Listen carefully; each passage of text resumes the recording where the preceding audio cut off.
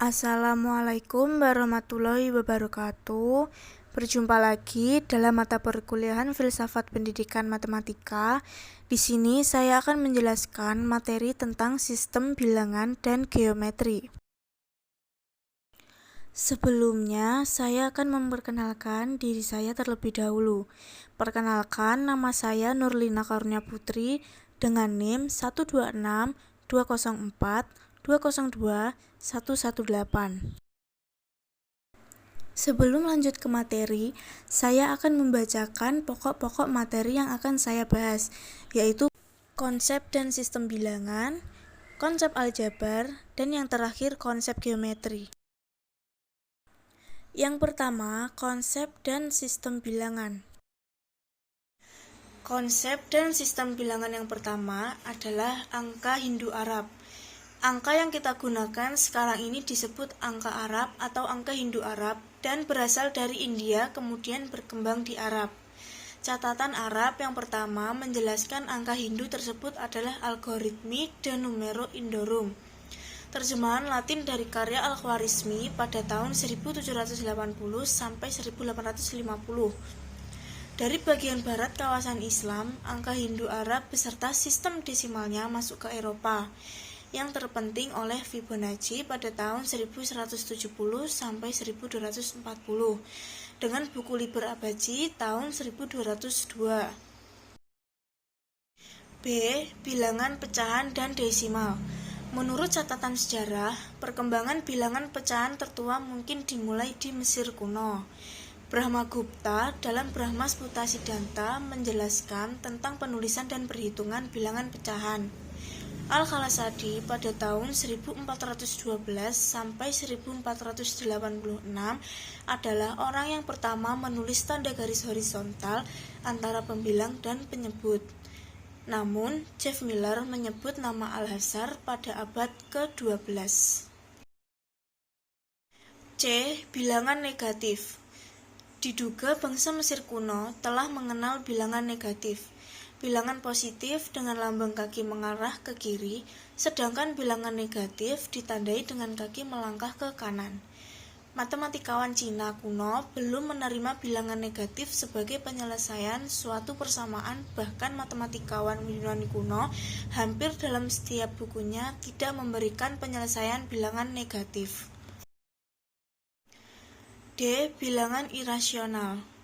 Perguruan Pitagoras sekitar 570 sampai 490 Masehi menganggap semua bilangan adalah rasional.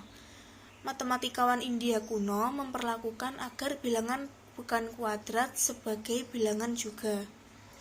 Penanganan bilangan irasional secara tepat baru dimulai pada abad ke-19. E. Logaritma. Gagasan yang mendasari penelitian logaritma yaitu prostapaeresis, perubahan proses pembagian dan perkalian kepada penambahan dan pengurangan. Orang pertama yang memulai gagasan ini adalah Ibnu Yunus As-Sadafi Al-Misri pada tahun 950 sampai 1009 dengan menggunakan trigonometri. Logaritma ditemukan di awal tahun 1600 oleh John Napier pada tahun 1550 sampai 1617 dan Jos Burgi pada tahun 1552 sampai 1632. Walaupun banyak yang mengatakan Napier adalah perintis yang sebenarnya. Konsep dan sistem bilangan yang terakhir yaitu segitiga Pascal. Walaupun diberi nama segitiga Pascal, tetapi segitiga tersebut telah lama dikenal ratusan tahun sebelum Blaise Pascal, yaitu pada tahun 1623 sampai 1662. Mungkin secara independen, matematikawan Cina dan Muslim masing-masing menemukan segitiga tersebut, antara lain oleh Jia Hsien atau Jixian sekitar tahun 1050. Telah menggunakan segitiga tersebut untuk menentukan akar kuadrat dan akar kubik suatu bilangan, serta Omar Khayyam dalam menentukan akar suatu bilangan. Mungkin deskripsi tentang segitiga Pascal yang paling tua berasal dari India, dengan apa yang disebut Meru Prastara berasal dari abad ketiga atau keempat. Pascal menulis banyak sifat yang berkenan dengan segitiga binomial tersebut. Selanjutnya, konsep aljabar. Konsep aljabar yang pertama adalah teorema Pythagoras. Teorema ini diberi nama Pythagoras karena ia yang pertama memberi bukti secara geometris. Tetapi hubungan antara sisi-sisi segitiga siku-siku tersebut telah lama dikenal jauh sebelum Pythagoras dan perguruannya. Yang B, persamaan kuadrat. Bangsa Babilonia telah menggunakan suatu algoritma melengkapkan kuadrat untuk menentukan penyelesaian suatu persamaan kuadrat. Misalnya dalam papirus Berlin atau naskah Mesir kuno dari tahun 2160 sampai 1700 Masehi. Sekitar 300 Masehi, Euclid dalam buku Data membahas 3 soal mengenai persamaan kuadrat, namun menggunakan kuantitas geometri. Dalam buku Aritmetika, Diopantus antara 210 sampai 290 juga menyelesaikan persamaan kuadrat. Matematikawan India telah menggunakan cara yang ekuivalen dengan rumus akar persamaan kuadrat. C. Sistem persamaan linear.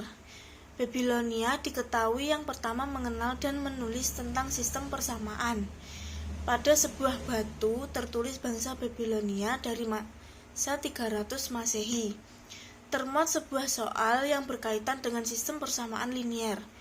Bangsa Cina sekitar tahun 200 Masehi hingga 100 Masehi telah lebih jauh melangkah dalam menangani sistem persamaan. Konsep aljabar yang terakhir yaitu matriks dan determinan. Perkembangan konsep determinan muncul lebih dulu dari konsep matriks. Ide determinan muncul pertama kali di Jepang dan di Eropa pada waktu hampir bersamaan.